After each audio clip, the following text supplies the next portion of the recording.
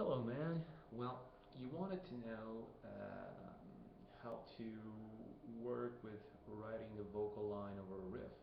Well, first things first, you have to understand that you don't have to regard the human voice or the idea of creating a vocal line as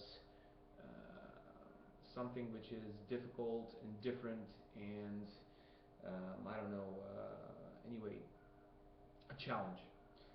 As long as you see the human voice as another instrument, such as a guitar would be in this context, things will be simple.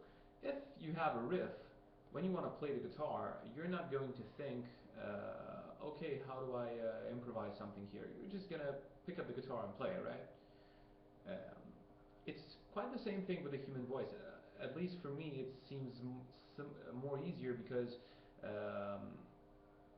the rules, so-called rules, you can't really call them rules, but some guidelines. I think that would be more appropriate as a term. You can think of these guidelines as creating something which is fairly repeatable, right? Something, a motif which is repeated over and over from one structure to another, right? Because we're thinking in terms of verse, chorus, and bridge. Let's say we have three different parts, stripping things to the I don't know, the simplest manner. Okay, so regardless of what that riff is playing, as long as you know the harmonies behind the riff, for instance, let me think.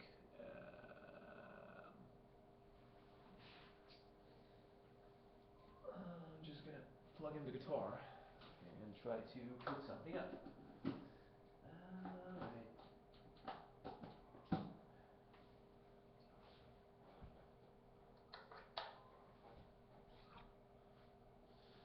Just move a little bit backwards like this.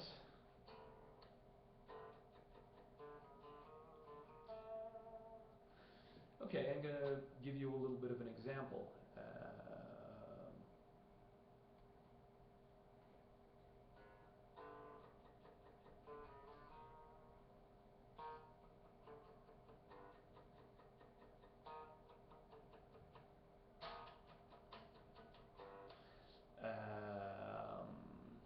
Take this Pantera riff, for instance, okay?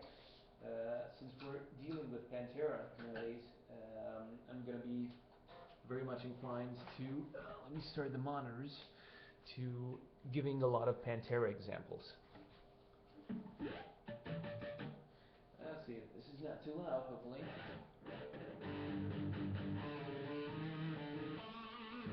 So we have this little riff from Cemetery Gates, right? And he plays...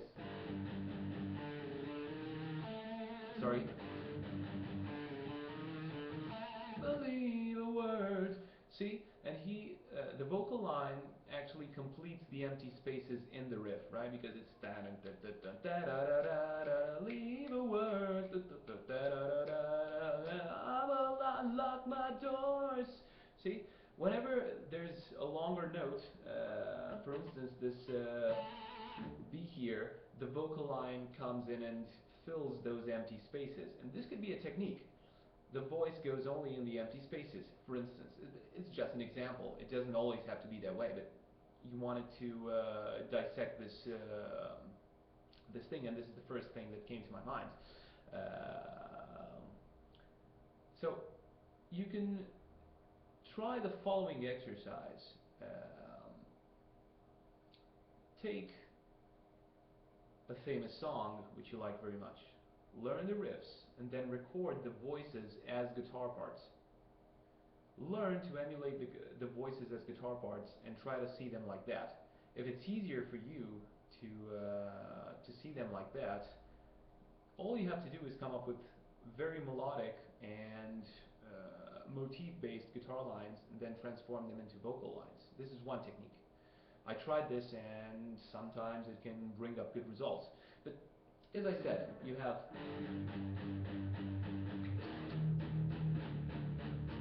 you could think as the riff being like this if you don't want to make it sound as guitar not guitar friendly, but if you want to play like this, so A, F, and E, right? Instead of,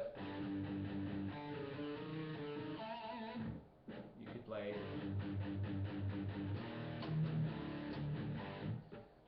thinking of it like having a chord structure, right? So you have A, F, and E, right?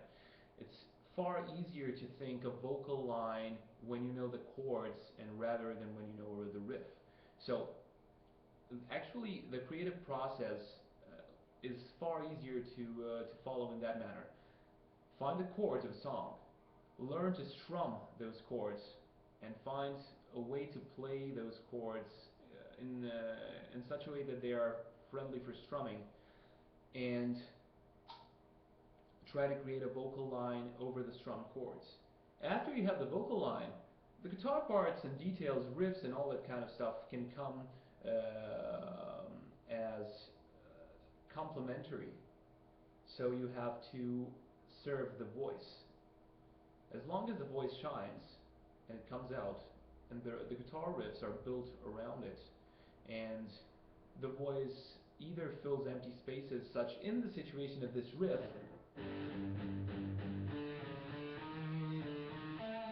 leave a word. So it's something like that. I haven't rehearsed it very well yet, but anyway, I think you got the idea.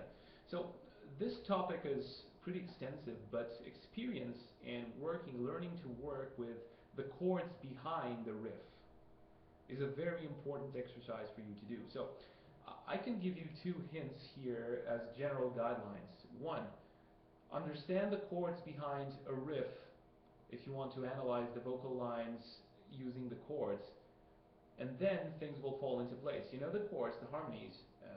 That's why I like to come up with acoustic versions of songs. You know, there's stripped down versions where the details are more oriented on learning how the voice works over the harmonic progressions rather than losing yourself in I don't know what sort of bends and all that kind of stuff when it comes down to singing and playing.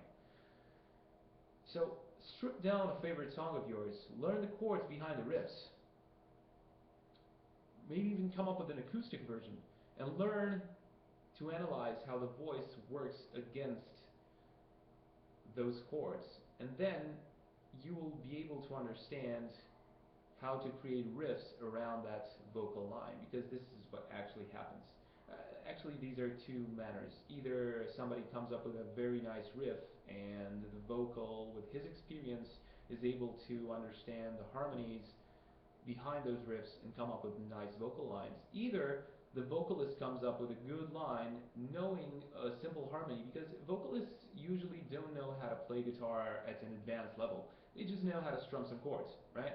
So they come up and say, hey, I got this song, and they strum a chord or a chord progression, and they come up with a nice vocal line, and the guitarist and the other guys in the band take that vocal line and transform it, orchestrate that song in respect to the vocal line, if the vocal line is good, of course, in respect to the vocal line that the vocalist provided, and there you end up with memorable riffs and memorable vocal lines. See, it's best of every world put together.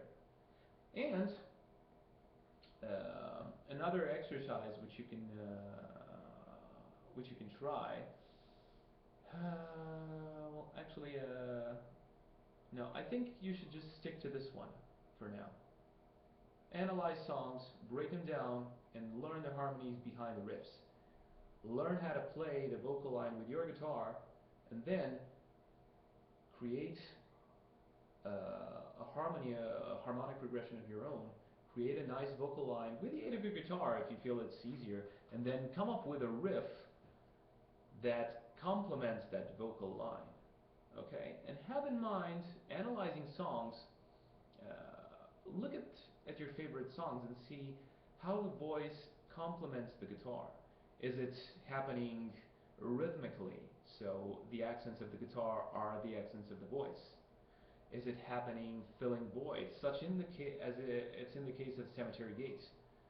the guitar plays something, there's a longer note, and when then that longer note happens, so the guitar is not playing that much, the vocal line comes in. Or there are vocal lines which have nothing to do with the guitar line, such as in the case of Tool. That's already complicated, and that's a very distinguishable signature trademark of Maynard James Keenan, the vocalist. He's a really weird phrasing vocalist, but very interesting to analyze. So, try what I said, and let's share some more thoughts on this if you want. Okay? Cheers, man.